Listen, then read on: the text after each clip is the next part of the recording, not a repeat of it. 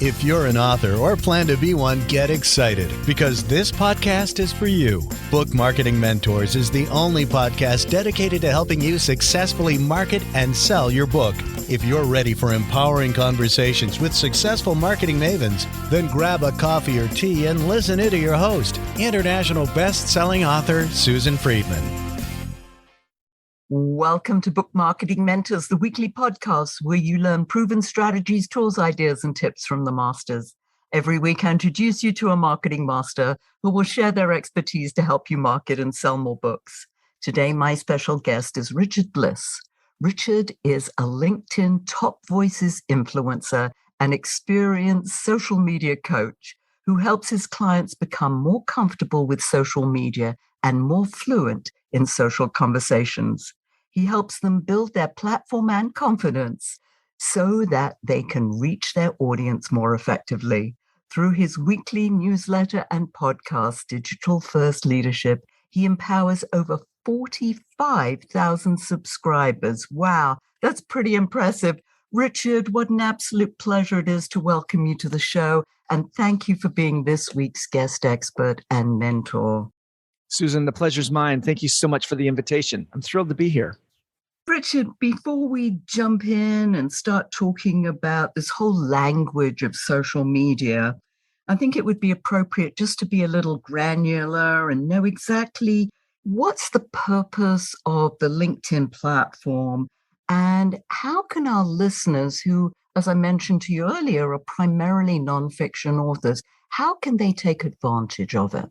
It's a great question because for so many of us, we have lumped all of the social media platforms together from Twitter to TikTok, Facebook, Instagram. And yet LinkedIn sets itself apart. It stands apart on a variety of different areas. One is that the way I help people understand this is that as your listeners are listening to me, every single prospective buyer of their books, every single business partner they want to go into, every single individual in business that they want to connect with has a LinkedIn profile, 100%. Yet that's not true for Instagram, Facebook, Twitter, or TikTok. And so that's one, is that LinkedIn has become, for the business world, a ubiquitous platform with hundreds of millions of people. And LinkedIn grants you access to those individuals without having to necessarily pay to play. And that sets LinkedIn apart from many of the other social media platforms. Excellent. Let's start talking about your expertise, which is this whole language of social media. What's most important, when we start getting started on LinkedIn? What are some of those best practices that newbies can avoid those mistakes? Because it's so easy to make mistakes on these social media platforms. Well, Susan, I can give some confidence to your listeners that it's not just the newbies that are making the mistake. Almost everyone I speak to, every time I present, and I present to groups all around the world, that almost everyone is making mistakes when it comes to LinkedIn. And here's why. It has to do with the fact that we misunderstand the motivations of behavior that LinkedIn is trying to achieve. Because if we look at TikTok, Instagram, Facebook, Twitter, they are looking for a certain behavior from us. And that behavior is to keep us on their platforms for as long as possible so that they can generate the maximum amount of advertising dollars from our presence. But that's not the case on LinkedIn. On LinkedIn, their goal is to drive business value, which is very different than entertainment or distraction. And they generate their revenue, vast majority of their revenue, 80%, comes from paying customers. I don't know about you, but there's very few social media platforms that I would be willing to pay to participate. But LinkedIn is one of those. And tens of millions of dollars, hundreds of millions of dollars is paid to LinkedIn every year for the opportunity to participate on their platform, not in advertising, but the access. And so when we think about this, LinkedIn is looking to see if you are participating on their platform in a way that drives valuable conversations, not video, not pretty pictures, not inspirational posts, not marketing material, but does your content drive a conversation? And that's the issue at the heart of the mistakes that so many people make. Should I give you a couple of those mistakes? Oh my goodness, yes. And I know, I've heard you speak about this before, and it sort of just is a big wake-up call. So take it away. Tell us what we shouldn't be doing. It is a big shock. So we'll start with a couple of things. One, LinkedIn is going to measure one thing and almost one thing only. Did you start a conversation with your content? So if you put up a picture, the question is, will that picture start a conversation? But I got to tell you, Susan, that most pictures I see on LinkedIn have nothing to do with the conversation. Instead, they're an attention grabber. Oh, I'm going to distract somebody, grab their attention and bring them in. And now they'll pay attention to my content. Or a video. Video is the worst producing content on LinkedIn, the worst performing, excuse me. That means if you put up a video, you're going to have 10x difference between content that you put up in the written form versus content you put up in the video form. Now, this is dramatically different than everything we're taught on every other social media platform. So what I'm telling you is that you should be writing out your posts, not putting up pretty pictures and video. That's one. Number two, sharing other people's posts. Clicking the share button at the bottom of a LinkedIn post simply copies and pastes somebody else's conversation into your own feed, and LinkedIn hides that from 99% of your connections. You didn't start a conversation, you simply copied somebody else's. So let me just clarify what I just said. So often, Susan, you put out a post, I find it valuable. I'm going to go click that share button because I want to share it with my audience. No, LinkedIn says no. We are not here for you simply to push content. We are here for you to participate in conversations. And so clicking that share button will hide your content from 99% of your audience. So let me explain what's going on here. When a post goes live on LinkedIn, LinkedIn does not show it to everybody you're connected to. It only shows it to a small fraction. 10% of the people you're connected to will see that post. Because what LinkedIn's going to do, it's going to test it against this small 10% group. And it's going to test it and watch to see how that group interacts with it. Now, for every like you get a couple of points. It's really great. Oh, okay, you got a like, but that did not start a conversation. For every comment you get, you'll get 7 times more value, up to 14 points of value for every comment, 2 points of value for every like. Well, this means that if I can start a conversation with comments, LinkedIn's algorithm is going to say, wow, this piece of content amongst this small test group is pretty important. Let's show it to a broader audience. So here's a piece of advice that your listeners can take away. If you can get 10 comments on your content in the first hour of that test, LinkedIn guarantees that they'll show it to a minimum of 1,000 people in 24 hours. And Susan, this doesn't matter how many connections you have. You could have 100 connections. You could have 10,000 connections. 1,000 people are going to see that post if you can get 10 comments in that post, because that represents a conversation. Get that conversation going. And so that's one of the big takeaways. I got one more, and that is overposting. Because LinkedIn is measuring and testing that one conversation, that one post you just made, if you turn around and post something else right after that, LinkedIn's like, whoa, we're already testing this post. We're going to go ahead and hide this second post from your audience until we finish. Not even until. We're just going to hide it. And then we're going to continue to test that first post. So you have about a 4-hour window minimum between posts. And if you do post right afterwards, 4 hours later, it's going to shut down the first post and start testing the second post. So this is important for your audience to realize, is that you can't just set up automatic posting to LinkedIn like you do on Twitter, Instagram, and Facebook. That LinkedIn's going to thwart that effort. So I've thrown a lot at your audience right there. Let's pause just for a second. Let me see, what clarifications can I provide? Okay. And that's great, because I know that you've talked about the whole idea of commenting, which is a whole new thing for me. How do you get 10 comments on a post? I mean, what do you do to encourage your readers to actually post? Because I think 10 comments on a post is a lot. It is a lot. And it's not easy to get those 10. So you'll see people trying to cheat. And that is, they'll join what are referred to as pods or amplification groups that do nothing but comment on each other's posts simply to amplify it to get those 1,000 views. I strongly urge your audience to never join one of those pods because, one, it's against the terms of service of LinkedIn. And if you're too active and aggressive about it, LinkedIn will lock up your LinkedIn profile for a while. So instead, there's a couple of ways you can do it. Step number one is for you to start commenting first. This is what you've heard me preach before, and I'm going to use that term preach because it kind of comes across that way. And that is your audience should right now, I would urge them to stop posting content for a week. No new content on LinkedIn. Now, there's a whole lot of people that struggle with that. No new content. And instead, I want you to go make 2 comments every day for 5 days. That's 10 comments on other people's content, people you're connected to, people who you want to read your book, people who you want to do business with you, people that you want to influence. Go participate in their conversations. And what will happen is within that first week, you will have a 100 to 300% increase in the number of people looking at your LinkedIn profile automatically, because they're going to see you participating in all these conversations. They're going to say, who is this person providing this really insightful commentary? That's step 1. Increase your own visibility by participating in other people's conversations. Step 2, you can have a group of colleagues, friends, business acquaintances that can rely on occasion to participate in the conversation. Now, I just said, don't join a pod. Now, this is very different. A pod is a bunch of strangers who oftentimes will pay to amplify each other's content. Don't do that. Instead, draw upon an audience, a network, a group that shares your values and your ideas and who can add to the conversation.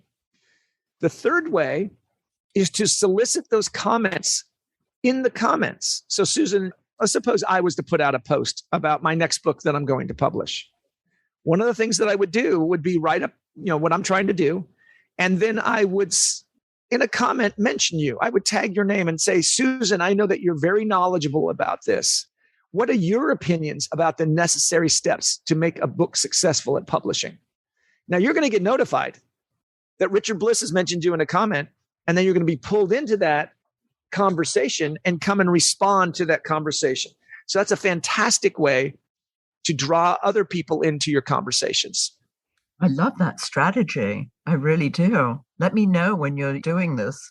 I'll tag you. You'll get notified. And Richard Bliss mentioned you in a comment. You'll be like, oh, and then you'll go respond. Here's a word of warning. Some people do this in the post itself. You can do that, but if you tag someone, for example, if I were to tag you in my post, in the post body itself, and you didn't respond in a timely manner, let's say within the first 24 hours, LinkedIn's going to ding my post. I tag somebody who had no interest in my post. Well, that's spam. And so be very careful about tagging people in the body of the post. You can tag them in the comments all day long, but putting them in the post, and I see a lot of people doing that. That's something to be aware of. The whole idea of a comment, help me understand, or help our listeners understand as well, what constitutes a comment? What's the makeup of an actual comment? Excellent question. Because oftentimes you'll see people, what we call Facebook comments. That's what I refer to them on LinkedIn. Congratulations. Well done. I agree. Great post. Thanks for sharing. Okay. We call these Facebook comments because, in essence, you're responding to the author of the post, like we do on Facebook or Instagram or Twitter. Here's the difference. On LinkedIn, that comment is being lifted, placed in front of your audience. I would challenge your listeners right now to go to their LinkedIn and just simply scroll through their feed and see how much content is being put in front of them that is simply comments being made by their first degree connections that contain nothing more than, well done, congrats. So a comment is an author's best tool to raise their brand awareness and to build value and authority on the subjects and topics that they want to be known for. So here's how you do it. Susan, you made a post. I'm going to go comment on it. And actually, I think I might have commented on one of your posts just recently. And you put out a post. Here's the comment. Susan, after years of traveling, speaking, and training, it has been surprising how much enjoyment there is in the virtual experience. Like you, traveling now takes away from more productive time spent training. We're all finding the right balance. Thank you for sharing my post. Now, my audience is going to see that comment.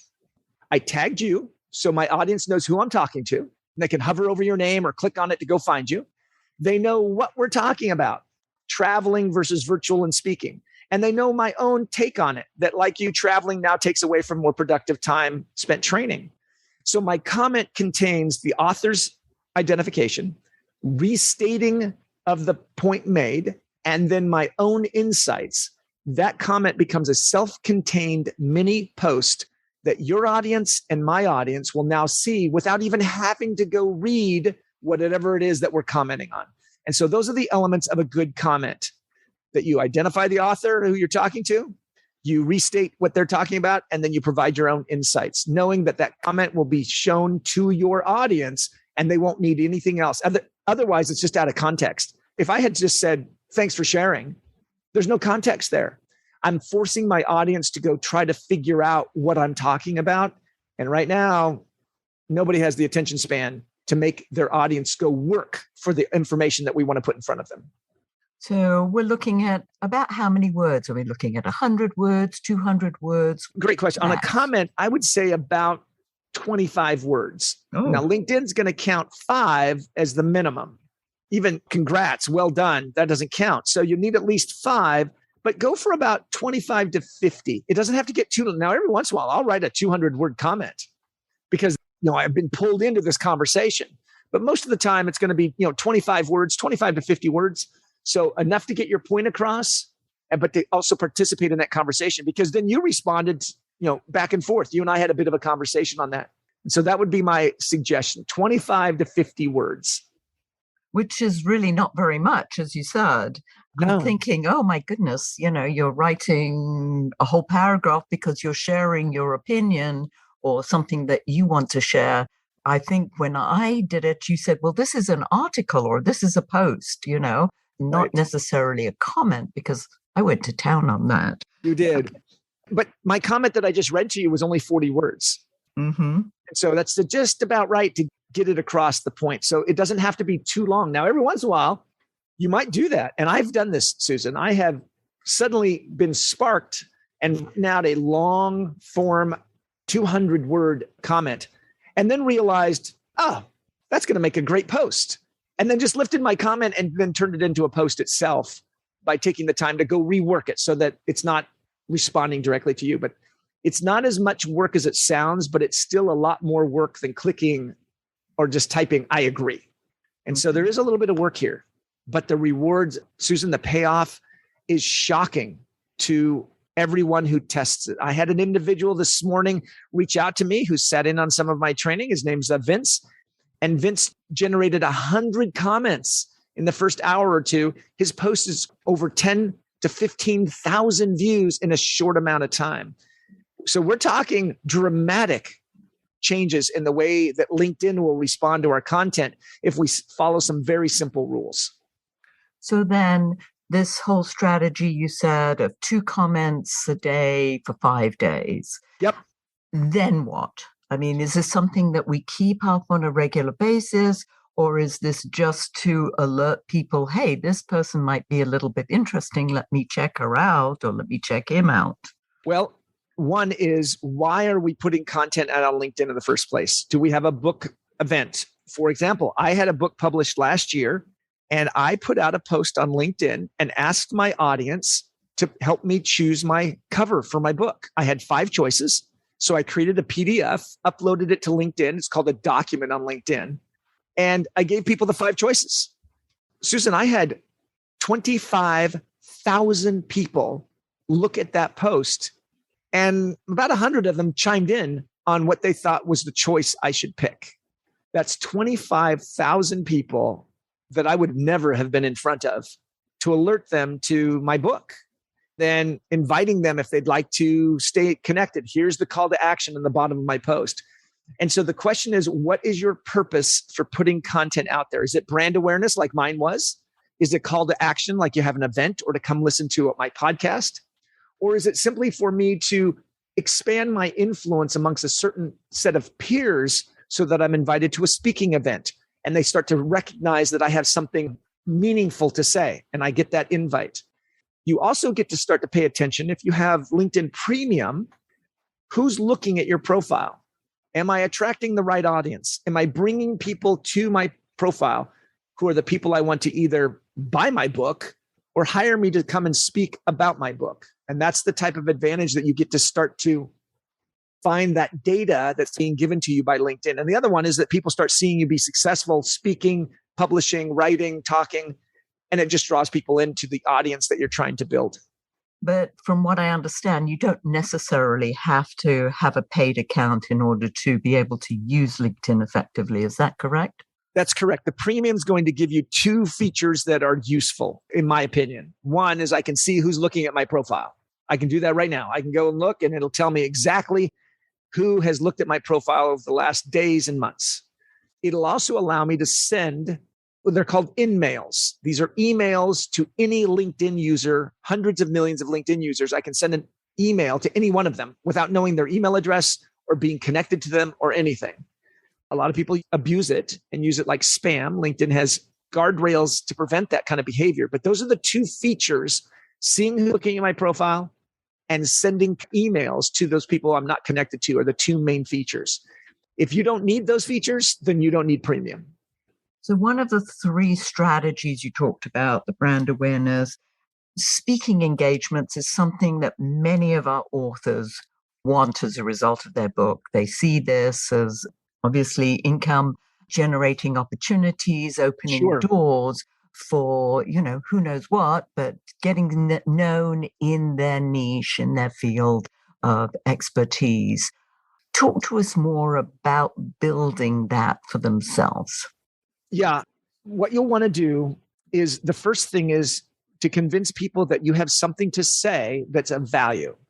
And when I say that, I know what your audience is hearing. Oh, I need to go create a video showing me speaking, telling people what I have to share. Unfortunately, that's not what I'm saying. What I'm saying is take the opportunity to tell people and demonstrate your value through conversations, not through one-way videos. A conversation. Can you start a conversation that drives interest and awareness around a topic that you want to be known for? And if the answer is yes, people will start to see you and then say, could you come to our organization? Now, there's a couple of ways to increase that likelihood. First, identify the organizations you want to be in front of. Maybe it's corporate sponsors. Maybe it's associations. Maybe it's events. Now, go find on LinkedIn those people who are active out there, who have the ability to influence the decision of whether you're accepted as a speaker. Now, I'm going to use this word. Start stalking them on LinkedIn, liking their content, commenting and participating in their own conversations, referencing them. Like, oh, I read an interesting article by Susan, and here's what she said. And I know that Susan's my target account that I really want to get in front of. I'm going to reference you, Susan, so that you're going to get notified that Richard Bliss mentioned you in a post. You're going to say, who's Richard Bliss? And then you're going to click on it to see what I'm talking about. And what I'm doing is I'm talking about an issue you brought up, an issue that I am known for to solve a problem for. This is how a lot of my business comes, as I start to talk to people about social selling and using social media. And I will reference clients or prospects in a manner to draw them into my conversation. So there are a variety of different ways that you can do this, but identify the prospect, begin engaging with them on LinkedIn, ask for the connection request, demonstrate through the written word that you're an authority on your subject, and then experiment or explore the idea after you've gotten to know them through this social interaction of being invited to one of their events. So that's a much more methodic, rather than, hey, I'm going to put it out there and hope somebody sees me and they'll invite me. It's a little bit more work, but it can be incredibly impactful. Yeah, I love that. And you've given us the step-by-step, which is, listeners, this is gold dust. I hope you realize that. Richard, you talked about no video, pictures. However, I do see pictures or photographs on LinkedIn. What constitutes a good one? I know you used your book covers as one, but if we were just wanting to add a picture of some kind to, let's say, a post, what kind of picture would be acceptable? Great question. And this is a really big issue, particularly for a lot of people who are coming off of Instagram, all pictures, Twitter, TikTok, Facebook. Here's the question. Will that picture start a conversation? Most people will want to put out a picture. For example, you have a beautiful photo of your logo, Marketing Mentors, with a series of books on a bookshelf, right? And I see that, and it's a beautiful photo. Now, if I were to put that photo on LinkedIn, would that start to generate a conversation? Maybe yes, maybe no. Yeah, and that's the uncomfortable answer, is that, well, Unless they were seeing the books on the shelf, probably not.